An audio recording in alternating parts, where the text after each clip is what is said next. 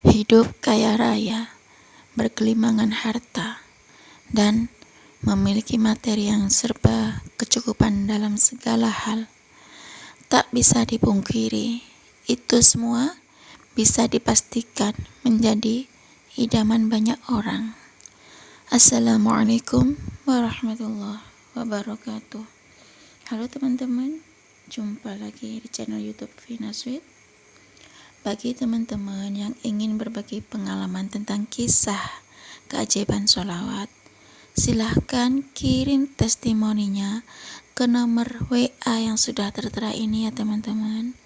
Nah, di sini saya akan membagikan kisah keajaiban sholawat ini dari Bu Maimunah. Assalamualaikum Mbak.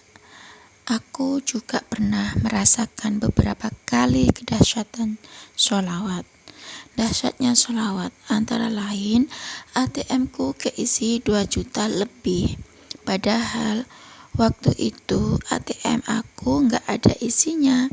Tiba-tiba ada yang beli produk herbal harganya 150.000. Pas aku mau tarik dananya, malah isi ATM aku ada 2 juta lebih. Masya Allah, luar biasa, Allah maha baik. Aku sudah tanya sama orang-orang terdekat, tapi mereka tidak pernah transfer ke rekening aku. Ya Allah, Alhamdulillah.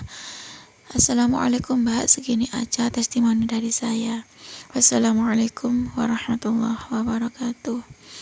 Masya Allah ya teman-teman, ini Bu Maimunah ini mendapatkan transferan dari orang yang order herbal ini ya teman-teman. Subhanallah, ketika Bu Maimunah ini mau tarik dananya itu, tapi ternyata di ATM itu ada isinya 2 juta lebih ya teman-teman. Subhanallah, padahal Bu Maimunah ini sudah tanya sama orang-orang terdekatnya, mungkin adalah keluarganya yang transfer ke Bu Maimunah ini, ternyata gak ada yang ngaku ya teman-teman. Subhanallah. Lanjut saya bacakan testimoninya dari Iqbal.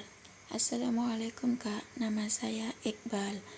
Alhamdulillah, setiap hari sesudah sholat wajib dan sesudah sholat sunnah, saya membaca sholawat yang Allahumma sholli ala Sayyidina Muhammad. Saya baca sholawat itu sebanyak 300 kali. Ajaibnya, segala masalah pasti beres. Gak punya kerjaan, pasti ada yang ngajak kerja. Saya dikasih jodoh. Gak punya rumah, bisa kebeli rumah. Gak punya motor, bisa kebeli motor. Apapun keinginan saya, pasti dikasih sama Allah. Saya pernah gagal dalam berumah tangga. Rumah dijual, dibagi menjadi 2 dengan mantan istri saya. Istri saya dan saya waktu itu punya usaha tapi bangkrut, kerja nggak ada yang ngajak. Kemudian kendaraan saya jual dan nggak punya apa-apa. Tapi karena saya pernah nyantri dan saya ngadu minta nasihat ke guru-guru saya, dan kata guru saya, tenang aja, nanti juga dikasih solusi sama Allah. Dan kata guru saya, banyakin istighfar gitu ya teman-teman, banyakin istighfar dan minta ampun sama Allah. Terus jangan lupa perbanyak sholawat, minimal 1 hari itu 300 kali sesudah sholat wajib dan sesudah sholat sunnah. Setelah mendengar nasihat dari guru-guru saya, dan saya langsung amalkan sholawat dan istighfar dengan yakin bahwa Allah pasti memberi solusi pada hambanya. Dan selama 2 tahun lebih saya mengamalkan, akhirnya semuanya berkah. Saya punya jodoh, punya rumah, punya kendaraan, selalu diberi kesehatan. Pokoknya alhamdulillah semuanya kembali bahagia. Satu lagi, minta doa sama ibu dan bapak. Sholawat itu ajaib. Urusan dunia dan akhirat kunci satu-satunya Nabi Muhammad. Caranya, ibadah sholat wajib ditambahi ibadah sholat sunnah, banyakin sholawat, minta doa ibu dan ayah, sedekah meskipun kecil tapi istiqomah ya teman-teman. Itu saja ya teman-teman, testimoni dari saya. Semoga kisah saya ini bisa menginspirasi teman-teman semua. Cukup segini aja ya Kak Vina, testimoni saya. Assalamualaikum warahmatullahi wabarakatuh.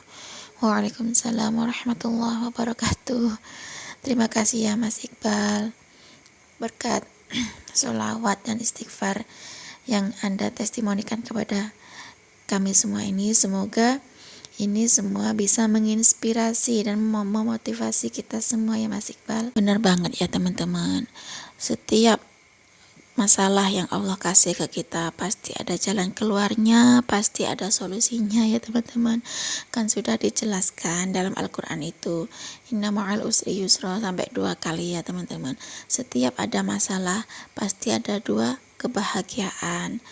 Setiap kita punya masalah, ayo kita dekatkan diri kepada Allah Subhanahu wa taala ya teman-teman. Kita belajar untuk berusaha sholat tepat waktu, sholat di awal waktu ya teman-teman. Ketika adzan berkumandang, kalau bisa kita sudah punya wudhu. Kalau memang belum bisa ya kita dengerin azan dulu, azan selesai kita baca doa, kemudian kita ambil wudhu, terus kita sholat ya teman-teman.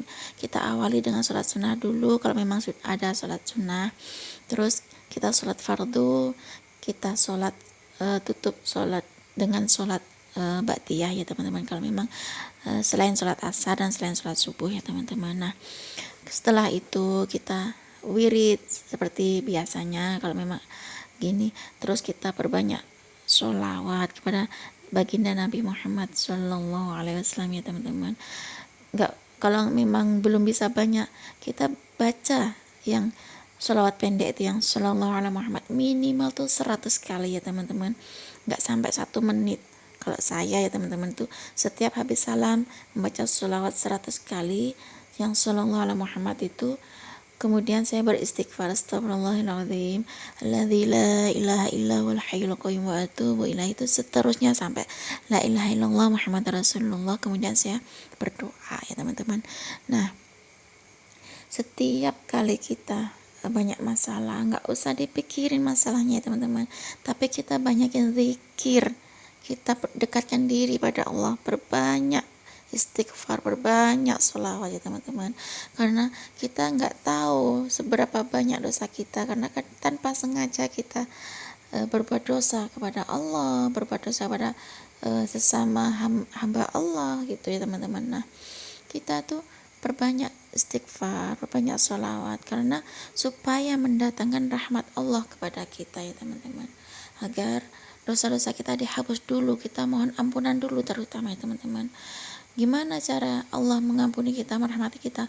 Nah kadang kita tuh gini, saya sudah banyak istighfar, sudah banyak sholawat, tapi kok nggak ada keajaiban, tapi kok malah masalah datang bertubi-tubi. Nah itu sebenarnya bentuk dari ampunan Allah, karena kita pada semakin banyak sholawat, semakin banyak istighfar, maka Allah mengampuni dosa-dosa kita. Dengan cara apa? Ya itu tadi, dengan cara Allah ngasih kita ujian, Allah ngasih kita cobaan dengan seberat-beratnya. Itu salah satu bentuk Allah mengampuni dosa-dosa kita ya teman-teman. Karena apa? Kalau kita semakin diuji sama Allah, kan kita tuh semakin dekat sama Allah. Ya Allah, kita sering nyebut nama Allah ya teman-teman. Nah cukup segini aja ya teman-teman yang bisa saya sharing. Semoga testimoni tadi bisa bermanfaat dan bisa memotivasi kita semua ya teman-teman. Assalamualaikum warahmatullahi wabarakatuh.